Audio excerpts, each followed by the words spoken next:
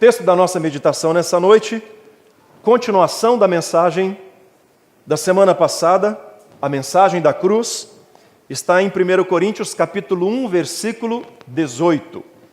Diz assim: certamente a palavra da cruz é loucura para os que se perdem, mas para nós, que somos salvos, o poder de Deus. Vamos ler todos juntos, bem forte? Certamente a palavra da cruz, mas para nós, poder de Deus. Semana passada nós vimos que a cruz, ela nos transmite algumas mensagens. Uma que eu abordei com vocês é: você precisa de um Salvador. Se você chegar ao fim da sua jornada nesse mundo sem entender que você precisa de um Salvador, você vai morrer e vai para o inferno. Esse foi o segundo ponto que eu abordei semana passada. O inferno está muito mais próximo de você do que você imagina. O diabo mente para nós, e nós que gostamos de acreditar em mentiras,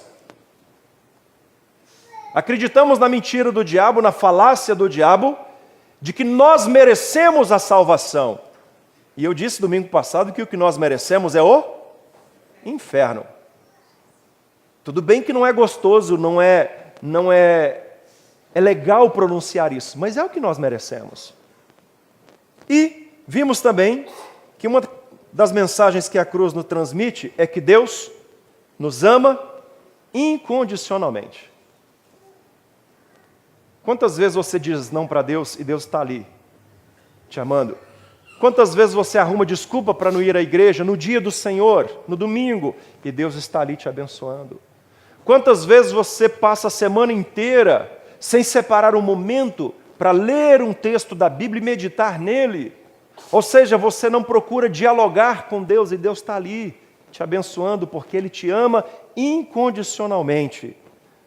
Hoje eu quero abordar mais 3 mensagens que a cruz nos transmite. A primeira delas, de hoje, a quarta na série: ninguém é salvo pelas obras.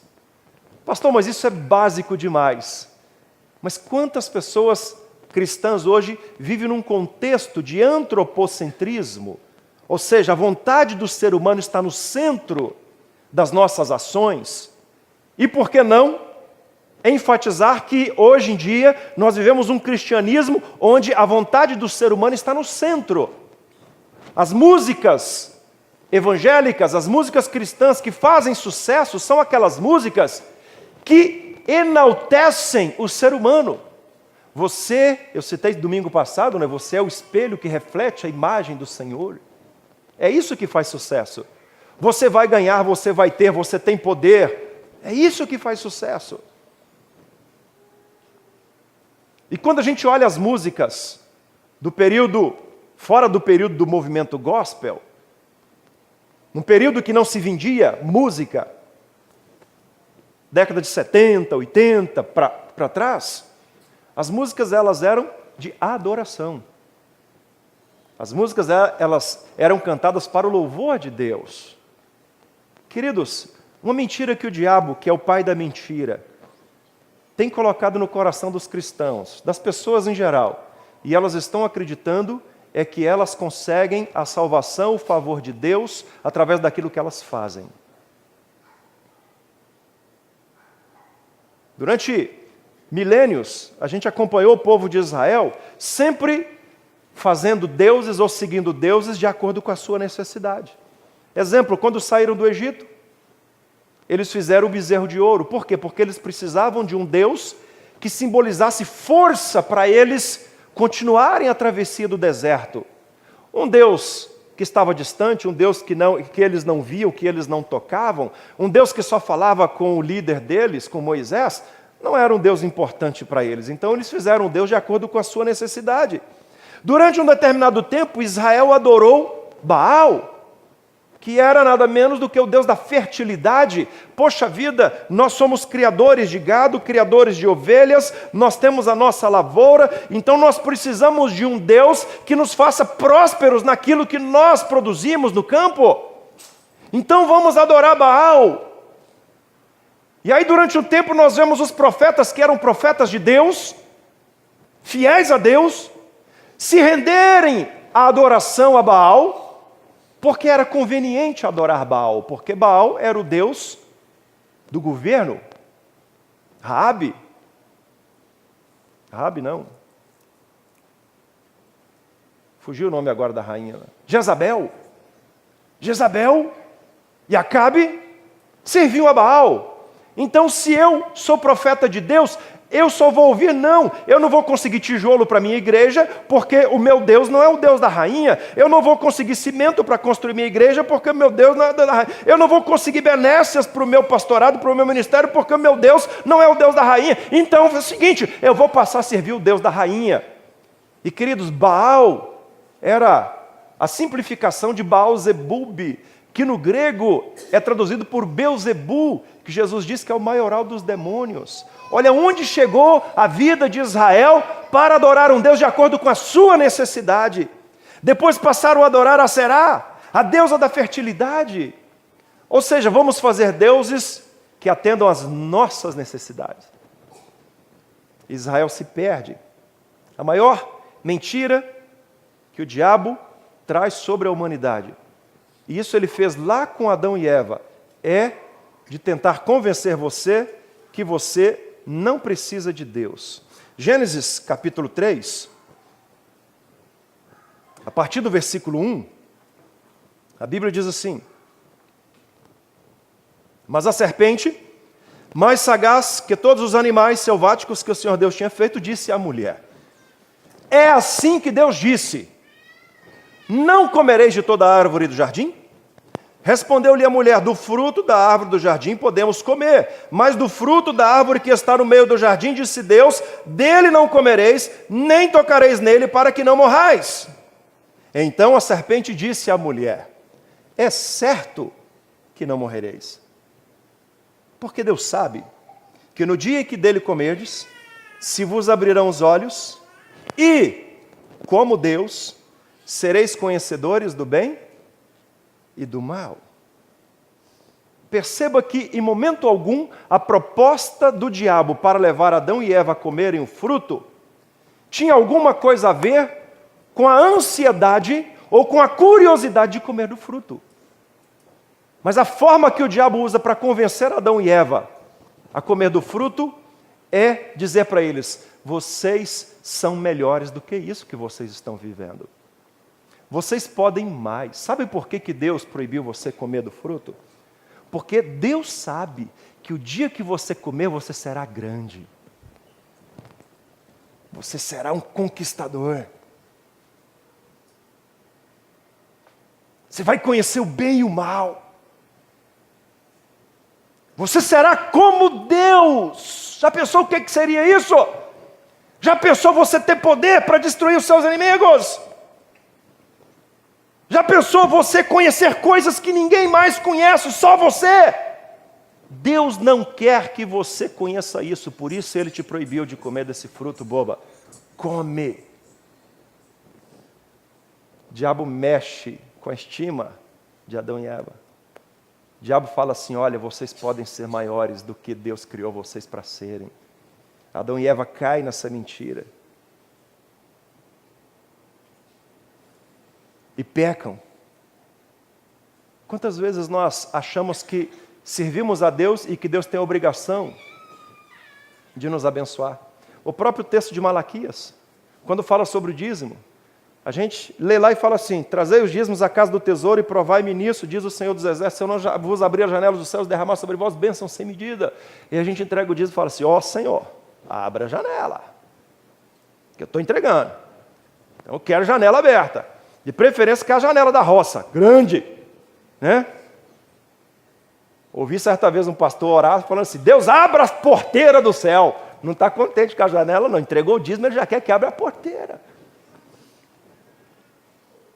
E a coisa é tão séria, que a gente deixa de lembrar que o dízimo não é a 10ª parte daquilo que Deus vai me dar. Dízimo é a 10ª parte daquilo que Deus já me deu. Então, sobre o dízimo que você consagra, você não tem mérito nenhum, você não tem merecimento nenhum. é apenas uma devolução em 10ª parte de 90% que Deus permitiu que fique com você. Queridos, Deus não precisa de mim. Sou eu que preciso de Deus. Vamos repetir?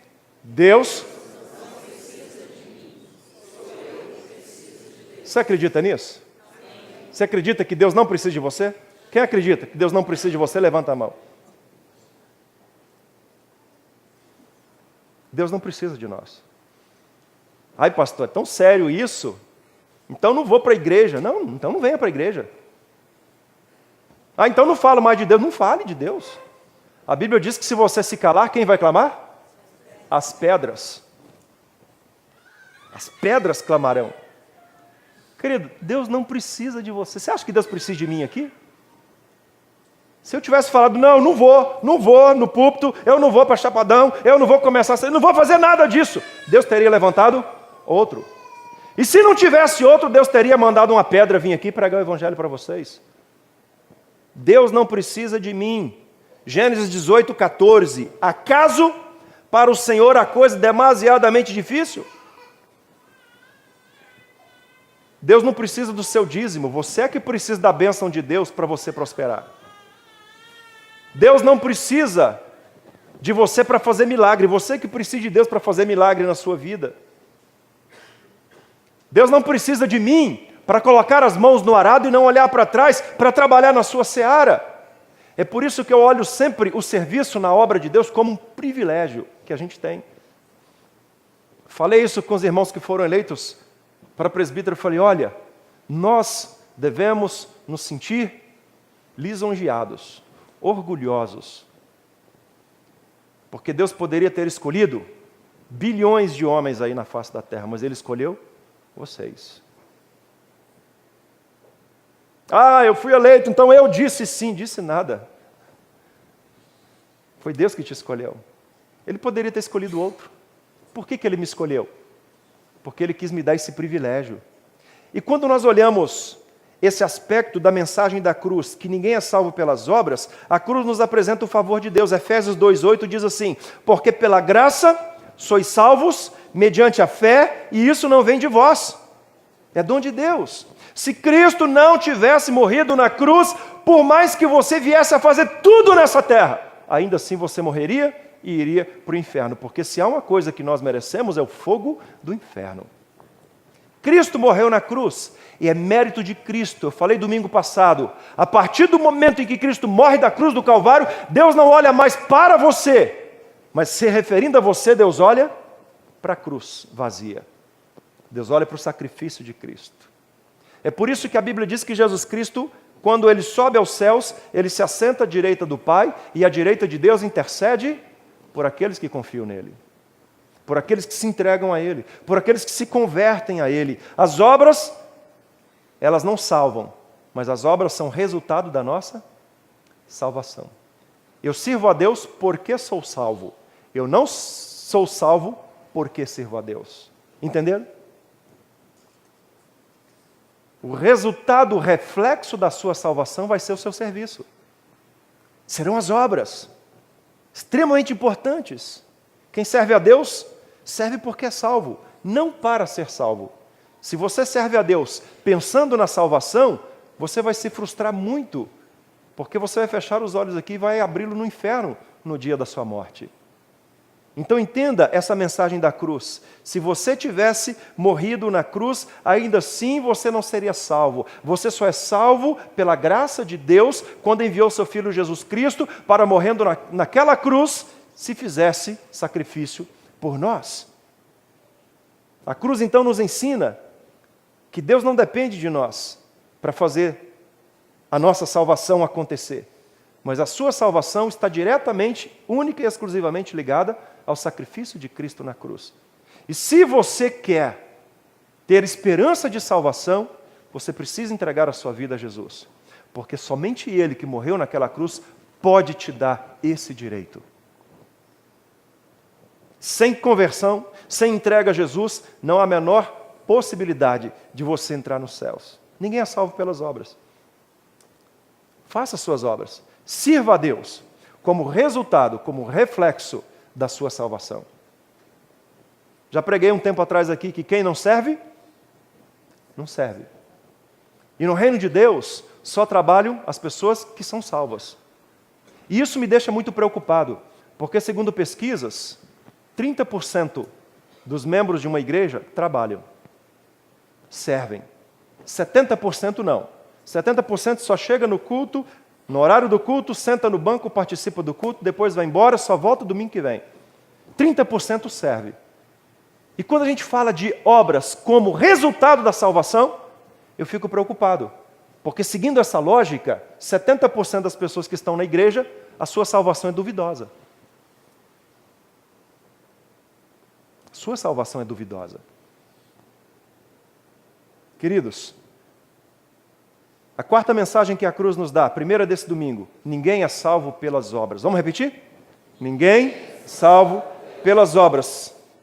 Segunda mensagem que a cruz nos transmite, quinta da nossa série.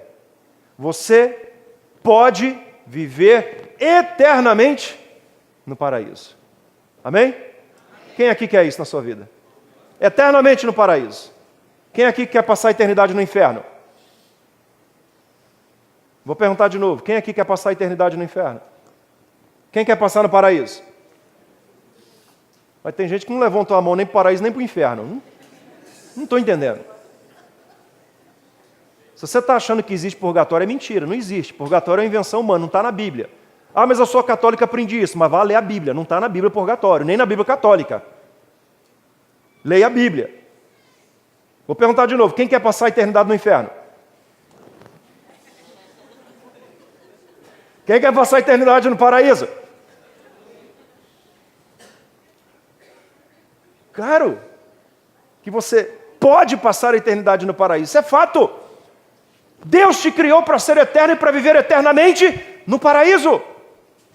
Queridos, vai para o inferno por nossa escolha, porque nós escolhemos deixar Cristo.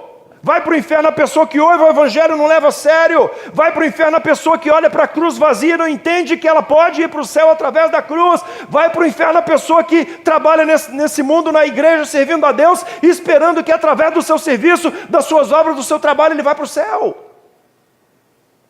A cruz nos ensina que quando Cristo morre ali, ele fala assim: eu vou preparar-vos lugar e quando estiver preparado, voltarei para vos buscar. Para que onde eu estiver, vós estejais também. Eu fico preocupado com algumas pessoas que têm aquele negócio de arrebatamento. Que eu já ouvi uns testemunhos de gente que diz que foi arrebatado e foi para o inferno. E aí a pessoa fala assim: não, é que eu fui arrebatado e fui para o inferno, e lá no inferno eu vi Lúcifer reunindo os seus demônios e ali falando que ia pelejar contra a igreja. Queridos, há um problema sério nessas revelações, você tem que tomar cuidado com isso. Se existe uma revelação que você deve acreditar nela, se chama Bíblia Sagrada. Primeiro, crente que vai para o inferno, não é crente. Segundo, a Bíblia não disse até hoje de algum que foi para o inferno e voltou. E terceiro, se tem um lugar que você não vai achar o diabo, é no inferno. Não vai. O diabo está soltão aí, querendo levar você para lá, mas é um lugar que ele não vai. O único lugar eterno que a Bíblia diz que Lúcifer e até essa parte dos anjos do céu que caíram com ele vão viver, é no lago que arde com fogo e enxofre. O inferno, o diabo não está lá não. Então cuidado com essas visões aí, né? Há 2 lugares de habitação que a Bíblia fala que você pode passar após a morte. Primeiro, céu. Céu é um lugar da habitação da alma daqueles que morreram crendo em Jesus Cristo. Morreu, fechou os olhos aqui, ele abre nos céus. Sem Jesus Cristo, fechou os olhos aqui, ele abre no inferno. Consciente. Em tormentos ou em gozo eterno. Junto com Jesus, com os anjos, com Samuel, com Elias, com todos os que morreram em Cristo. E no inferno, todos os que morreram sem Jesus. Estão lá. É o lugar eterno, é o lugar momentâneo, passageiro, como destino da alma. Após a vinda de Jesus, a gente está estudando esse Apocalipse toda quinta-feira. Após a vinda de Jesus, os que estão no inferno vêm para o para o corpo, ressuscita o corpo. Os que estão no céu vêm para o corpo, ressuscita o corpo. Agora todos nós vamos comparecer perante o tribunal de Deus. Aqueles que estavam no inferno vão perante o tribunal de Deus ouvir assim: olha, tive fome, não me deste comer, tive sede, não me deste beber, estava nu, não me vesti, você não seguiu meu caminho, você não andou de acordo com minha palavra, você era um irresponsável, você não acreditava em mim, então apartai de mim, maldito, para o fogo eterno preparado para o diabo e seus anjos. Lugar chamado lago que arde com fogo e enxofre. A segunda morte, onde a pessoa não estará apenas na alma, mas no corpo, um corpo agora eterno, que não morre mais.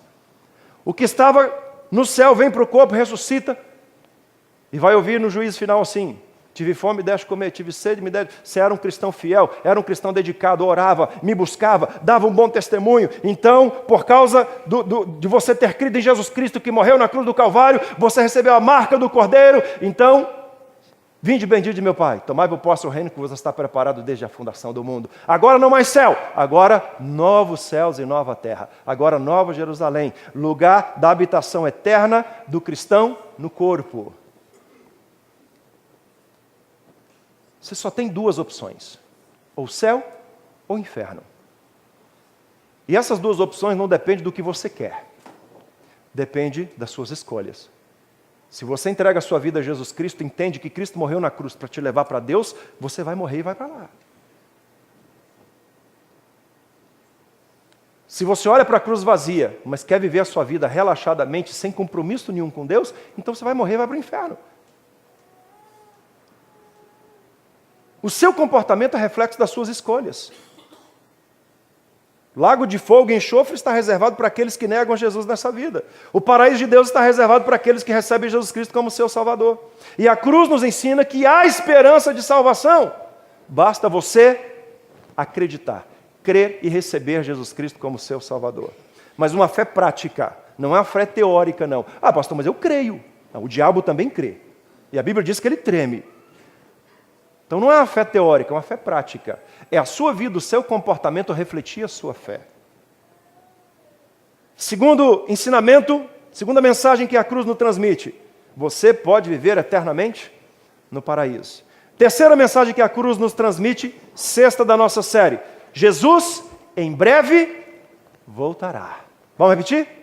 Jesus em breve voltará. Você acredita nisso? Você acredita que Jesus voltará? Nós somos criados para ser eterno, está lá em Gênesis, capítulo 2.